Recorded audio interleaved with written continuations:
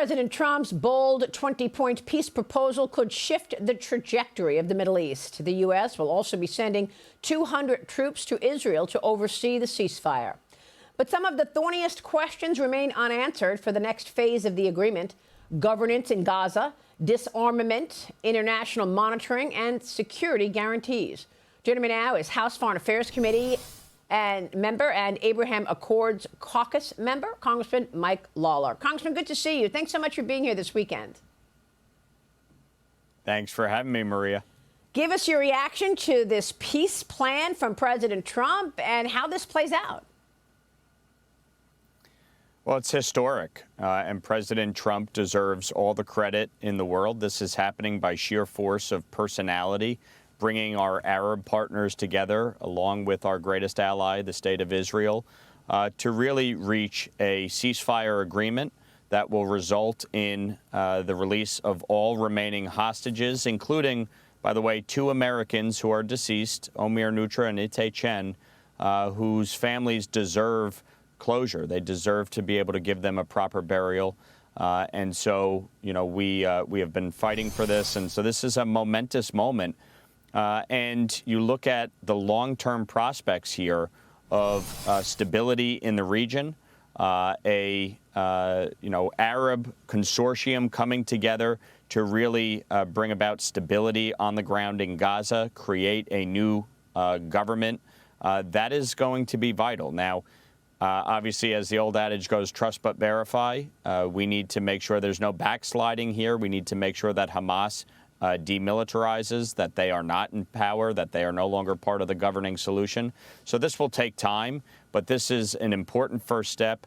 And President Trump said he would do this. He promised it when he came in, and he has delivered on it in a way that I don't think anybody really thought was possible. So he deserves a lot of credit here for getting this done.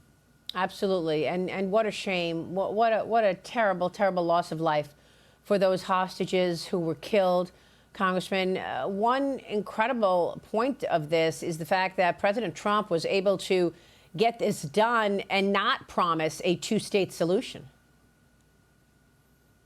No question. And, you know, as chair of the Middle East and North Africa subcommittee, I've spent a lot of time focused on the situation in the Middle East, containing the threat from Iran. President Trump did the right thing earlier this year when he struck Iran's nuclear facilities.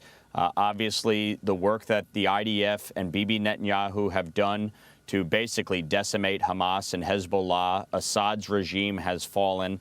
The Middle East is in a better place today than it was prior to October 7th in terms of having a lasting peace, greater economic cooperation, normalization with Israel. That is the ultimate objective here.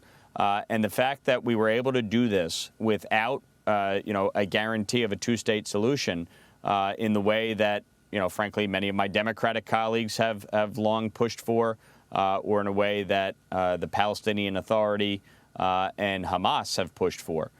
There is a long way to go, a lot of work to be done. President Trump's 20-point plan is spot on. I think Steve Witkoff and Jared Kushner and Secretary of State Marco Rubio deserve a lot of credit for implementing this and getting it done. Yeah. There's a lot of work ahead, and I look forward to being part of it as chair of the Middle East subcommittee. Just incredible, Congressman. You speak about your Democrat colleagues. You made headlines this week when you had a heated exchange with House Minority Leader Hakeem Jeffries over the government shutdown, and you pressed him to sign on to a bipartisan bill extending enhanced Obamacare subsidies. Here's a bit of that. Watch.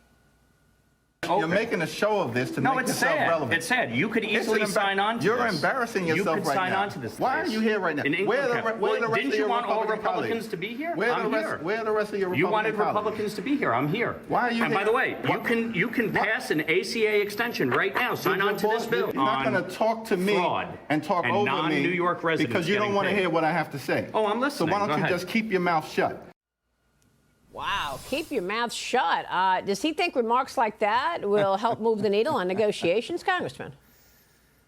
Listen, he was unhinged. He started yelling right out of the gate, stuttering and stammering and really acting completely unprofessionally. throughout the entire exchange. And I was simply pointing out, look, if you're saying this is about health care, I and 14 of my Republican colleagues are signed on to a bipartisan bill to extend the ACA subsidies for 1 year so that we can address the larger issue of health care costs in America. Since Obamacare took effect, health care premiums have skyrocketed, over 60% increase. And this was a bill that was supposed to make health care affordable for Americans. The only way Democrats seem to think it's affordable is if you add subsidies to it. So there's a larger problem that has to be dealt with. I agree in the immediate, we don't want to see a premium spike on Americans, and so that's why I've signed on to legislation to do that. But all they're doing is hurting the American people and hurting our military, hurting our federal employees, and hurting the Americans that rely on the social safety net. It has to stop. Open up the government, pass the clean CR, and let's deal with these subsidies. Well, we're coming up to the October 15th date, which is when military is supposed to get their paycheck. It's probably going to be missing that paycheck, right? Yeah, unfortunately. So when our military men and women don't get paid next week, it is a direct result of the refusal of Chuck Schumer and Hakeem Jeffries to act. Wow. Well, with less than a month till Election Day in New York City, we've gotten the first data since Eric Adams dropped out, and a new Quinnipiac poll shows Democrat Socialist Zohran Mamdani still leading with 46% of the vote, but Andrew Cuomo making some gains on him now. He's at 33%, and Curtis Sliwa is at 15%. What do you make of this race right here, and how do you think it plays out?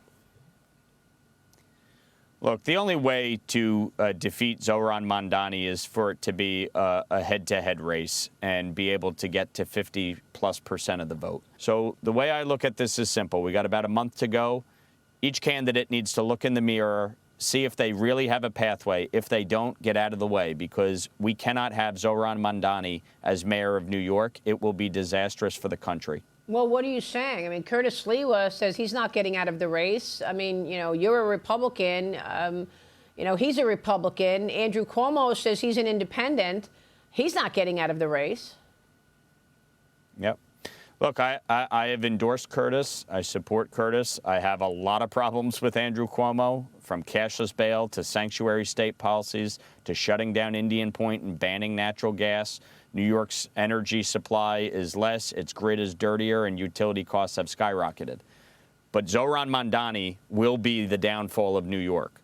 And ultimately, both candidates, Cuomo and Sliwa, have to look in the mirror and make a determination whether or not they have a real path.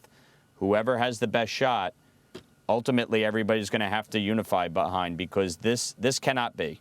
I mean, Zohran Mamdani, a avowed socialist talking about communism, becoming the mayor of the financial capital of the world. Yeah. That's a disaster. All right, we'll be watching that. Congressman, great to see you this weekend. Thank you.